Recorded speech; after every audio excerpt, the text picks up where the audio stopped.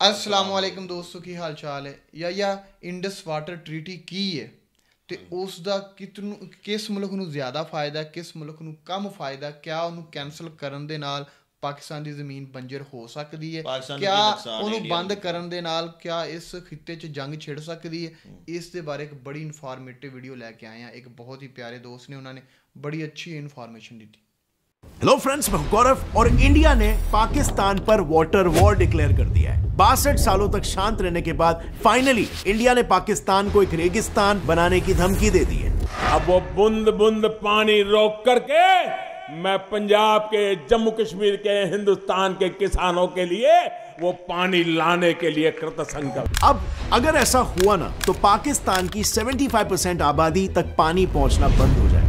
In fact Indus के बिना तो पाकिस्तान एक रेगिस्तान ही बन जाएगा क्योंकि पाकिस्तान का 90% फूड प्रोडक्शन और 25% जीडीपी इसी नदी पर डिपेंडेंट है। और ये डिपेंडेंसी अगर देखा जाए ना तो कोई आज की डिपेंडेंसी नहीं है, बल्कि पार्टीशन के बाद से ही पाकिस्तान इस पर हमेशा डिपेंडेंट रहा है। लेकिन everything change after the 1948 Indo पाक वॉर। इस वॉर के बाद ना इंडस वाटर शेयरिंग पर एक ट्रीटी की जरूरत पड़ गई।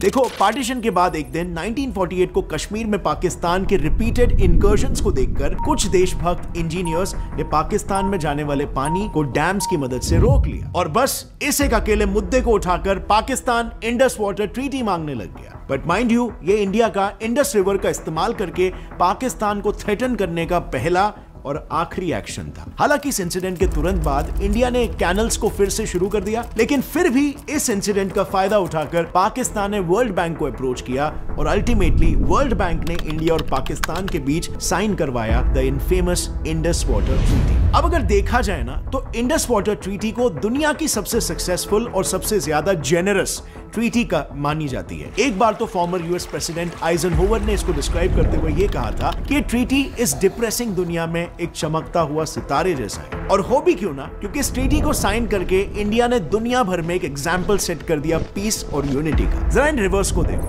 इंडस और उसकी ट्रिब्यूटरीज इंडिया से फ्लो होकर पाकिस्तान में जाती है, यानी इंडिया टेक्निकली ठहरा अपर रिपेरियन नेशन, जबकि Pakistan is downstream riparian nation. अब क्योंकि अपर रिपेरियन नेशंस के पास रिवर फ्लोज का पूरा कंट्रोल होता है, इंडिया ने इसका बिल्कुल फायदा नहीं उठाया। उल्टा ये एडवांटेज होने के बावजूद भी इंडस की ये तीन ट्रिब्यूटरीज इंडस, झेलम और चीनाब पाकिस्तान के हिस्से में गई और बस ये तीन ट्रिब्यूटरीज द रावी, बियाज और सुतलेज इंडिया को मिली। अब सुनने में ये बंटवारा एकदम एग्जैक्ट हाफ लगता है ना? लेकिन अगर असल में देखा जाए तो इस डिवीजन की वजह से इंडस वाटर के 168 मिलियन एकड़ फीट में से इंडिया को सिर्फ 33 मिलियन एकड़ फीट ही मिला, यानी कि सिर्फ 20%। और ऐसा लिटरली पहली बार हुआ है जब किसी अपर रिपेरियन कंट्री ने अपने हिस्से में से विलिंगली रिवर का इतना कम हिस्सा रखा हो अपने पास। इंडिया को सिर्फ 20% इंडस वाटर पर समझौता करना पड़ा। पर आखिर ऐसा क्यों? ऐसी भी क्या मजबूरी थी? वेल, इसे जानने के लिए ना हमें थोड़ा सा रिवाइंड करना होगा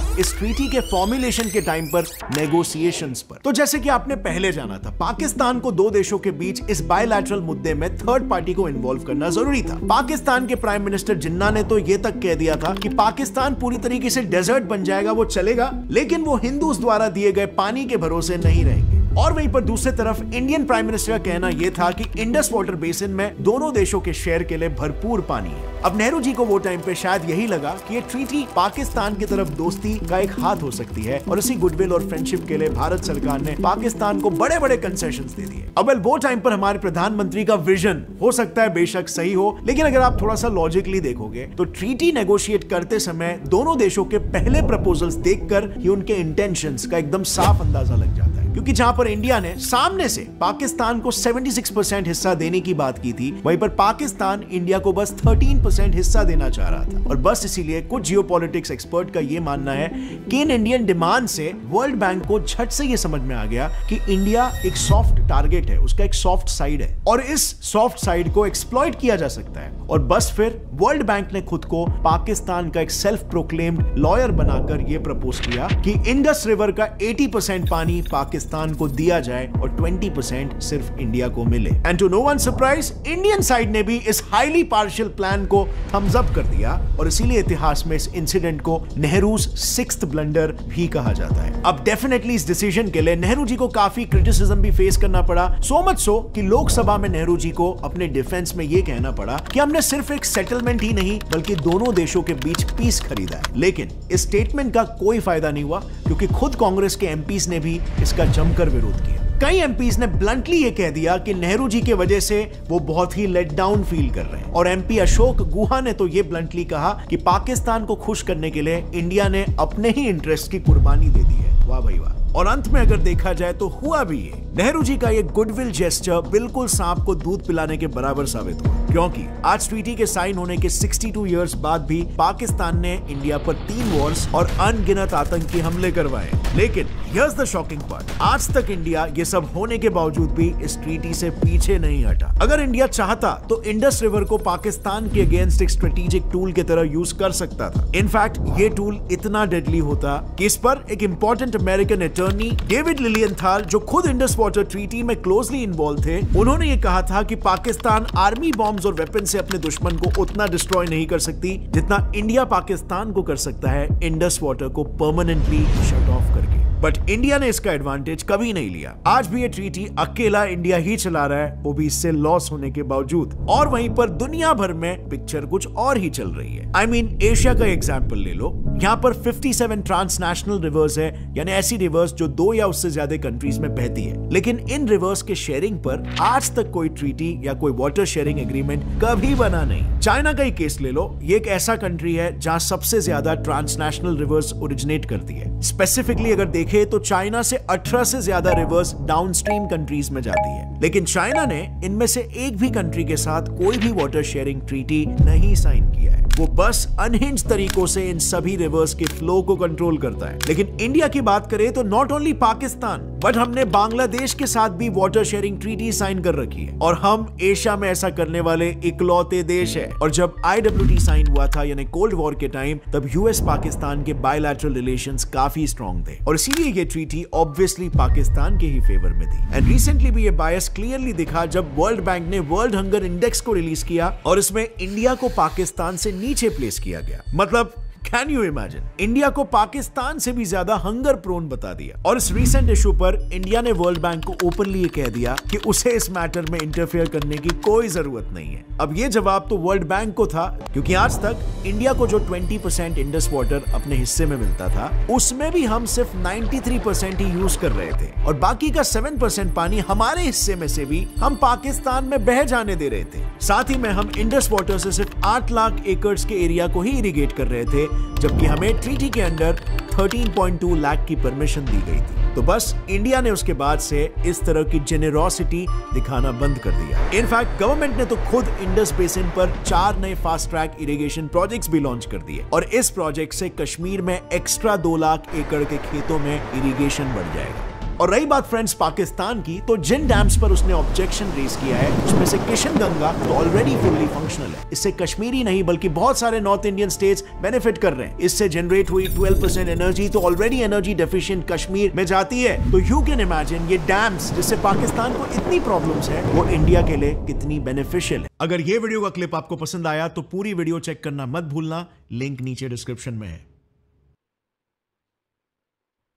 या अगर एक मैं गल ਤੁਹਾਨੂੰ ਦੱਸਾਂ ਤੇ ਤੁਸੀਂ ਬੜੇ ਹੈਰਾਨ ਹੋਵੋਗੇ ਕਿ ਜਿਸ ਤਰ੍ਹਾਂ ਇਹ ਨਹਿਰੂ ਜੀ ਦੀ 6 ਬਲੰਡਰ ਕਹਿ ਰਹੇ ਨੇ ਨਾ ਇੰਡੀਆ ਵਾਲੇ, ਤੇ ਇਹ ਜਦੋਂ ਮੁਆਇਦਾ ਹੋਇਆ ਸੀ ਨਾ ਤੇ ਉਸ ਵੇਲੇ ਦੇ ਲੋਕ ਨਾ ਕਹਿੰਦੇ ਸੀ ਕਿ ਸਦਰ ਅਯੂਬ ਨੇ ਬਹੁਤ ਬੜਾ ਬਲੰਡਰ ਕਰ ਲਿਆ। ਯਾਨੀ ਕਿ ਇਹਨੇ ਆਪਣੀ ਆਉਣ ਵਾਲੀ ਨਸਲ ਨੂੰ ਧਰਿਆਇਆ ਮਾਰਨ ਦੀ ਕੋਸ਼ਿਸ਼ ਕੀਤੀ ਹੈ। ਤੇ ਦੂਸਰਾ ਇਹ ਵੇ ਕਿ ਇਹ ਨਾ ਉਧਰੋਂ ਨਹਿਰੂ ਜੀ ਤੇ ਇਧਰੋਂ ਸਦਰ ਅਯੂਬ ਤੇ ਇਹਨਾਂ ਨੇ ਆਉਣ ਵਾਲੀ ਨਸਲਾਂ ਦੇ ਬਾਰੇ ਸੋਚ ਕੇ ਹੀ ਇਹ ਫੈਸਲਾ, ਇਹ ਮੁਆਇਦਾ ਕਰਵਾਇਆ ਸੀ ਵਰਲਡ ਬੈਂਕ ਕੋਲੋਂ। ਤੇ ਜਾਂ ਤੁਸੀਂ ਦੇਖੋ ਕਿ 4 ਜੰਗਾਂ ਪਾਕਿਸਤਾਨ ਇੰਡੀਆ ਦੀਆਂ ਹੋ ਚੁੱਕੀਆਂ ਨੇ, ਠੀਕ ਹੈ, ਤਕਰੀਬਨ ਲਗਭਗ 4 ਜੰਗਾਂ। ਹਾਂ, ਤੇ ਉਹਨਾਂ ਦੇ ਵਿੱਚ ਇਸ ਮੁਆਇਦੇ ਨੂੰ ਕਦੀ ਵੀ ਤੋੜਿਆ ਨਹੀਂ ਗਿਆ, ਕਦੀ ਵੀ ਇਹਦੇ 'ਤੇ ਗੱਲ ਨਹੀਂ ਕੀਤੀ ਗਈ। ਤੇ ਕਹਿੰਦੇ ਨੇ ਕਿ ਇਹ ਦੁਨੀਆ ਦਾ ਸਭ ਤੋਂ ਬਿਹਤਰੀਨ ਯਾਨੀ ਕਿ ਜਿਹੜਾ ਹਾਲ ਦੀ ਘੜੀ ਦੇ ਵਿੱਚ ਮੁਆਇਦਾ ਇਹ ਚੱਲ ਰਿਹਾ ਸੀ ਪੂਰੀ ਦੁਨੀਆ ਦੇ ਵਿੱਚ। ਇੱਕ ਹੋਰ ਇਹਦੇ 'ਚ ਮੈਂ ਗੱਲ ਕਰਾਂਗਾ ਜਿਹੜੀ ਸਾਰਾ ਸੋਸ਼ਲ ਮੀਡੀਆ ਦਾ ਇਗਨੋਰ ਕਰ ਰਿਹਾ। ਲੇਕਿਨ ਉਹ ਗੱਲ ਕਰਨੀ ਵੀ ਫਿਰ ਚਾਹੀਦੀ। ਉਹ ਗੱਲ ਇਸ ਤਰ੍ਹਾਂ ਹੈ ਕਿ ਜਿਹੜਾ ਗੁਰਦਾਸਪੁਰ ਹੈ ਹਾਂ ਉਹਦੇ 60% ਮੁਸਲਿਮ ਸਨ ਤੇ ਉਹ ਇਲਾਕਾ ਪਾਕਿਸਤਾਨ ਨੂੰ ਮਿਲ ਗਿਆ ਸੀ। ਹਾਂ ਬਿਲਕੁਲ 1947 ਜਦੋਂ ਵੰਡ ਹੋਈ ਸੀ ਉਹ ਇਲਾਕਾ ਸੀ ਪਾਕਿਸਤਾਨ ਦਾ। ਸਹੀ ਹੋ ਗਿਆ। ਤੇ ਉਹ 100% ਕੰਟਰੋਲ ਪਾਕਿਸਤਾਨ ਦਾ ਹੋਣਾ ਚਾਹੀਦਾ ਸੀ, ਜੋ ਕਿ ਬਾਅਦ ਚੋਂ ਉਹਨਾਂ ਨੂੰ ਦਿੱਤਾ ਗਿਆ। ਅਗਰ ਉਹ ਗੁਰਦਾਸਪੁਰ ਨਾ ਦਿੱਤਾ ਜਾਂਦਾ, ਗੁਰਦਾਸਪੁਰ ਪਾਕਿਸਤਾਨ ਕੋਲ ਹੁੰਦਾ ਤੇ ਇਹ ਮਾਮਲਾ ਤੇ ਨਹੀਂ ਸੀ ਹੋਣੇ। ਸਾਰੇ ਦਰਿਆ 5 ਦੇ 5 ਪਾਕਿਸਤਾਨ ਕੋਲ ਸੀ। ਨਹੀਂ ਗੁਰਦਾਸਪੁਰ ਇਹ ਤੇ ਕਸ਼ਮੀਰ ਚੋਂ ਨਿਕਲਦਾ, ਕਸ਼ਮੀਰ ਚੋਂ ਨਿਕਲਦੇ, ਕਸ਼ਮੀਰ ਦੇ ਨਾਲ ਉਰਲੇ ਪਾਸੇ ਗੁਰਦਾਸਪੁਰ ਹੈ। ਅੱਛਾ ਅੱਛਾ ਦਰਮਿਆਨ ਚ ਗੁਰਦਾਸਪੁਰ ਇੰਡੀਆ ਤੇ ਉਹ ਜਿਹੜਾ ਵਿੱਚ ਐਨ ਜਾਂਦਾ ਨਾ ਇੰਨਾ ਏਰੀਆ ਤਕਰੀਬਨ ਮਤਲਬ ਕਿ ਨਕਸ਼ੇ ਦੇਖੇ ਤੇ ਇੰਨਾ ਕੁ ਏਰੀਆ ਇੱਕ ਮਤਲਬ ਕਿ ਸੂਬਾ ਉਹ ਲਾ ਲਓ ਜਾਂ ਇੱਕ ਸ਼ਹਿਰ ਲਾ ਲਓ, ਸ਼ਹਿਰ ਏਰੀਆ ਲਾ ਲਓ ਕਿ ਉਹ ਪਾਕਿਸਤਾਨ ਦੇ ਸੀ। ਉਹਦੇ 60% ਮੁਸਲਿਮ ਸਨ। ਉਸ ਤੋਂ ਬਾਅਦ ਫਿਰ ਇਹ ਅੱਗੇ ਤਾਂ ਇਹ ਮਾਮਲਾ ਫਿਰ ਕੁਛ ਮੇਰੇ ਜ਼ਿਹਨ ਦੇ ਮੁਤਾਬਿਕ ਇਹ ਵੇ ਕਿ ਵੀ ਉਹ ਮਾਮਲਾ ਤਾਂ ਦੋਨੋਂ ਸਾਈਡਾਂ ਨੇ ਸੌਫਟ ਕਾਰਨ ਵਹਾਇਆ ਕਿ ਚਲੋ ਇਹ ਮਾਮਲਾ ਤੇ ਇੰਝ ਨਹੀਂ ਤੇ ਇੰਝ ਹੱਲ ਹੋ ਜਾਣ। ਮਾਮਲਾਤ ਨੂੰ ਹੱਲ ਕਰਨ ਦੀ ਕੋਸ਼ਿਸ਼, ਮਾਮਲਾਤ ਨੂੰ ਪਹਿਲੋਂ ਕਹਿੰਦੇ ਨਾ ਕਿ ਪਹਿਲੇ ਜਿਹੜੇ ਲੋਕ ਸੀ ਉਹ ਸਿਆਣੇ ਲੋਕ ਹੁੰਦੇ ਸੀ। ਮੈਂ ਇਹ ਦੱਸਾਂ ਜਿਵੇਂ ਜਿਵੇਂ ਦੌਰ ਬਦਲ ਰਿਹਾ, ਲੋਕ ਪੜ੍ਹੇ ਲਿਖੇ ਹੋ ਰਹੇ ਨੇ, ਸਿਆਣੇ ਨਹੀਂ ਹੋ ਰਹੇ।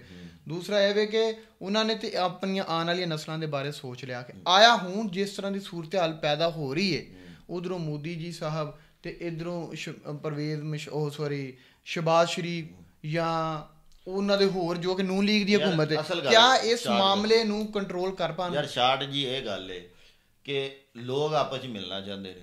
ਲੋਕ ਆਪਸ 'ਚ ਭਾਵੇਂ ਅੱਜ ਸਾਰਾ ਖਿੱਤਾ ਵੀ ਇਕੱਠਾ ਹੋ ਜਾਏ ਨਾ, ਲੋਕਾਂ ਨੂੰ ਕਿਸੇ ਨੂੰ ਬੰਦੇ ਨੂੰ ਕੋਈ ਪ੍ਰੋਬਲਮ ਨਹੀਂ ਕਿ ਵੀ ਆਹ ਹਿੰਦੂ ਹੈ ਮੁਸਲਮਾਨ। ਸਹੀ ਹੋ ਗਿਆ। ਅੱਜ ਵੀ ਇਕੱਠੇ ਹੋ ਜਾਣ, ਲੇਕਿਨ ਸਿਰਫ ਮਸਲਾ ਕਿਹਨਾਂ ਨੂੰ ਹੈ? ਸਿਆਸਤਦਾਨਾਂ ਨੂੰ ਮਸਲਾ ਹੈ। ਉਹ ਇੰਝ ਦੀਆਂ ਚੀਜ਼ਾਂ ਦਿਖਾਉਂਦੇ ਨੇ, ਫਿਰ ਉਹਨਾਂ ਦੇ ਸਪੋਰਟਰ ਮੀਡੀਆ, ਫਿਰ ਜਿਹੜੇ ਸੋਸ਼ਲ ਮੀਡੀਆ ਦੇ ਲੋਕ ਨੇ ਜਿਨ੍ਹਾਂ ਨੂੰ ਪੈਸਾ ਦੇ ਕੇ ਸਾਰੀਆਂ ਚੀਜ਼ਾਂ ਕਰਵਾਉਂਦੇ ਨੇ, ਉਹ ਲੋਕ ਵਿੱਚ ਫਿਰ ਇਹ ਡਿਫਰੈਂਸ ਕ੍ਰੀਏਟ ਕਰਦੇ ਨੇ, ਨਫ਼ਰਤ ਪੈਦਾ ਕਰਨ ਦੀ ਕੋਸ਼ਿਸ਼ ਕਰਦੇ ਨੇ। ਕਿਉਂਕਿ ਪਿਛਲੇ ਦਿਨਾਂ 'ਚ ਜ਼ਿਕਰਿਆ ਤੁਸੀਂ ਦੇਖਿਆ ਕਿ ਪਿਛਲੇ ਕੋਈ ਸਾਲ ਡੇਢ ਦੇ ਵਿੱਚ ਨਾ ਲੋਕ ਬੜਾ ਕਰੀਬ ਆਉਣਾ ਚਾਹੁੰਦੇ ਪਾਕਿਸਤਾਨ ਇੰਡੀਆ। ਸੱਚੀ ਗੱਲ ਹੈ। ਤੁਸੀਂ ਦੇਖੋਗੇ ਕਿ ਜਿਹੜੇ ਹਿੰਦੂ ਮੁਸਲਿਮ ਨੇ ਬਾਹਰ ਉਹ ਵੀ ਇਕੱਠੇ ਰਹਿੰਦੇ ਨੇ। ਸਿੱਖ ਪਾਕਿਸਤਾਨ ਦੇ ਵਿੱਚ ਬਹੁਤ ਜ਼ਿਆਦਾ ਆ ਰਹੇ ਨੇ। ਹੁਣ ਜਿਸ ਤਰ੍ਹਾਂ ਕਿਹਾ ਵਾਕਿਆ ਤੋਂ ਬਾਅਦ ਪਾਕਿਸਤਾਨੀਆਂ ਨੇ ਵੀ ਕਹਿ ਦਿੱਤਾ ਕਿ ਜਿਹੜੇ ਸਿੱਖਾਂ ਤੋਂ ਇਲਾਵਾ ਬਾਕੀ ਜਿਹੜੇ ਇੰਡੀਅਨ ਨੇ ਉਹ ਚਲੇ ਜਾਣ, 48 ਆਵਰ 'ਚ ਚਲੇ ਜਾਣ। ਹਾਂ ਚਲੇ ਜਾਣ। ਇਸ ਤਰ੍ਹਾਂ ਹੀ ਕਿ ਉਹ ਮਾਮਲਾ ਦੇ ਨਾ ਬੜੇ ਅੱਛੇ ਚੱਲ ਰਹੇ ਸਨ ਤੇ ਅੱਛਾਈ ਵੱਲ ਕੰਮ ਜਾ ਰਿਹਾ ਸੀ ਲੋਕਾਂ ਦੇ ਅੰਦਰ, ਤੇ ਇਹ ਪਿਆਰ ਮੁਹੱਬਤ ਵੱਧ ਰਿਹਾ ਸੀ। ਤੇ ਇਸੇ ਚੀਜ਼ ਨੂੰ ਮੈਨੂਪੂਲੇਟ ਕਰਤਾ ਉਹਨਾਂ ਨੇ, ਖਤਮ ਕਰਨ ਦੀ ਕੋਸ਼ਿਸ਼ ਕੀਤੀ ਹੈ ਜਿਹੜਾ ਮੀਡੀਆ ਸੀ ਜਾਂ ਹਕੂਮਤਾਂ ਸੀ ਕਿ ਵੀ ਅਸੀਂ ਫਿਰ ਕਿਤੇ ਤੇ ਸਿਆਸਤ। ਦੂਸਰਾ ਇੱਕ ਆਖਰੀ ਗੱਲ ਇਹ ਕਰਾਂਗੇ ਕਿ ਦੇਖੋ ਇਹ ਦੋਨੇ ਮੁਲਕ ਸੁਪਰ ਪਾਵਰ ਨੇ, ਐਟਮੀ ਤਾਕਤਾਂ ਨੇ ਤੇ ਐਟਮ ਬੰਬ ਇਹਨਾਂ ਕੋਲ ਨੇ। ਅੱਲਾ ਨਾ ਕਰੇ ਕੋਈ ਇਸ ਤਰ੍ਹਾਂ ਦੀ ਸੂਰਤ ਹਾਲ ਪੈਦਾ ਹੋਵੇ ਜਿੰਦੀ ਵਜ੍ਹਾ ਤੋਂ ਖਿੱਤੇ ਦੇ ਵਿੱਚ ਕੋਈ ਖਿੱਤੇ ਦੇ ਵਿੱਚ ਤਬਾਹੀ ਪੈਦਾ ਹੋਵੇ। ਤੁਸੀਂ ਦੇਖੋ ਨਾ ਕਿ ਅਗਰ ਨਿਊਕਲੀਅਰ ਐਸਿਡਸ ਦੀ ਗੱਲ ਕੀਤੀ ਜਾਏ, ਪਾਕਿਸਤਾਨ ਕੋਲ 179 ਨੇ ਤੇ ਇੰਡੀਆ ਕੋਲ 164 ਨੇ। ਫਿਰ ਬਹੁਤ ਜ਼ਿਆਦਾ ਅਸੀਂ ਬਾਰਡਰ ਦਾ ਏਰੀਆ ਸ਼ੇਅਰ ਕਰਦਾ ਪਾਕਿਸਤਾਨ ਇੰਡੀਆ, ਸਭ ਤੋਂ ਜ਼ਿਆਦਾ ਦੁਨੀਆ ਦੇ ਵਿੱਚ ਸ਼ਾਇਦ ਇੰਨਾ ਕਿਸੇ ਦਾ ਬਾਰਡਰ 2300 ਕਿਲੋਮੀਟਰ ਮੇਰੇ ਖਿਆਲ, ਹਾਂ ਤਕਰੀਬਨ 2300 ਕਿਲੋਮੀਟਰ ਮੇਰੇ ਖਿਆਲ ਬਣ ਜਾਂਦਾ। ਇੰਨਾ ਏਰੀਆ ਨੂੰ ਕੰਟਰੋਲ ਕਰਨਾ, ਇਹ ਚੀਜ਼ਾਂ ਫਿਰ ਇਹੋ ਜਿਹੇ ਮੁਆਹਦੇ ਇਹ ਲੋਕਾਂ ਵਾਸਤੇ ਜਿਹੜੇ ਸਿਆਣੇ ਲੋਕ ਸੀ ਜਾਂ ਜਿਹੜੇ ਸਮਝਦਾਰ ਦੂਰ ਅੰਦੇਸ਼ ਲੋਕ ਹੁੰਦੇ ਨੇ ਉਹ ਕਰਦੇ ਨੇ। ਬਿਲਕੁਲ ਸਹੀ ਗੱਲ। ਕਿਉਂਕਿ ਉਹਨਾਂ ਦੇ ਲੋਕਾਂ ਦੀ ਵੀ ਸਿਕਿਉਰਿਟੀ ਹੁੰਦੀ ਹੈ ਤੇ ਅੱਗੇ ਮੁਸਤਕਬਲ 'ਚ ਉਹਨਾਂ ਦੀਆਂ ਮਤਲਬ ਕਿ ਹੁੰਦੀਆਂ ਨੇ। ਜੇ ਤੁਸੀਂ ਇੱਕ ਮੇਰੇ ਤੇਰੇ ਘਰ ਦਾ ਮਾਮਲਾ ਨਹੀਂ ਹੈਗਾ ਕਿ ਵੀ ਇੱਕ ਕੰਧ ਥੋੜੀ ਇੱਧਰ ਹੈ ਤੇ ਇੱਧਰ ਚੱਲ ਕੋਈ ਨਹੀਂ, ਇਹ ਇੱਕ ਮੁਸਤਕਬਲ ਨੂੰ ਸੋਚ ਕੇ ਕੀਤਾ ਜਾਂਦਾ ਹੈ। ਬਿਲਕੁਲ ਲੌਂਗ ਟਰਮ ਪਲੈਨਿੰਗ ਹੁੰਦੀ ਹੈ।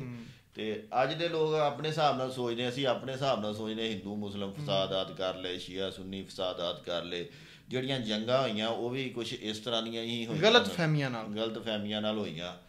ਬਾਕੀ ਉਹ ਇੱਕ ਫਰਦੇ ਵਾਹਦ ਦਾ ਸੋਚ ਆਪਣੀ ਹੁੰਦੀ ਹੈ ਤੇ ਇੱਕ ਲੀਡਰ ਦੀ ਜਾਂ ਕੌਮ ਨੂੰ ਲੈ ਕੇ ਚੱਲਣ ਵਾਲੇ ਬੰਦੇ ਦੀ ਸੋਚ ਹੋ। ਬੜੀ ਪਿਆਰੀ ਵੀਡੀਓ ਸੀ, ਬਹੁਤ ਅੱਛੀ ਸੀ, ਬਹੁਤ ਅੱਛੀ ਇਨਫੋਰਮੇਸ਼ਨ ਸੀ। ਮਿਲਨੇ ਨਵੀਂ ਵੀਡੀਓ ਨਾਲ, ਆਪਣਾ ਖਿਆਲ ਰੱਖਿਆ ਜੇ। ਅੱਲਾਹ ਨਿਗਹਿਬਾਨ।